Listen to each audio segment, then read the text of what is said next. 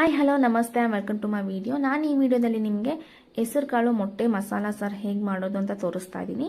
ತುಂಬ ಸಿಂಪಲ್ ಆಗಿರುತ್ತೆ ಆ್ಯಂಡ್ ತುಂಬ ಟೇಸ್ಟಿಯಾಗಿರುತ್ತೆ. ಒಂದ್ಸಲ ಟ್ರೈ ಮಾಡಿ. ಫಸ್ಟ್ ಹೆಸರು ಕಾಳನ್ನ 2 ವಿಸಿಲ್ ಹಾಕ್ಸಿ ಇಟ್ಕೊಂಡಿರಬೇಕು.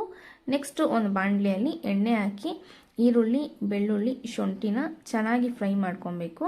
ಈಗ ಮಿಕ್ಸಿ ಜಾರಲ್ಲಿ 2 ಟೊಮೆಟೊ ಮತ್ತು ಕೊಬ್ಬರಿ ಹಾಕಿ ಚೆನ್ನಾಗಿ ಪೇಸ್ಟ್ ಮಾಡಿಕೊಂಡು, ಈಗ ತಣ್ಣಕ್ಕಾದ್ಮೇಲೆ ಈರುಳ್ಳಿ ಅದೆಲ್ಲ ಫ್ರೈ ಮಾಡಿದ್ದೀವಲ್ಲ ಅದು ಹಾಕ್ಕೊಂಡು ಧನಿಯಾ ಪೌಡ್ರು, ಚಿಕನ್ ಮಸಾಲ, ಗರಂ ಮಸಾಲ, ಖಾರದ ಪುಡಿ ಹಾಕಿ ಚೆನ್ನಾಗಿ ಪೇಸ್ಟ್ ಮಾಡ್ಕೊಬೇಕು.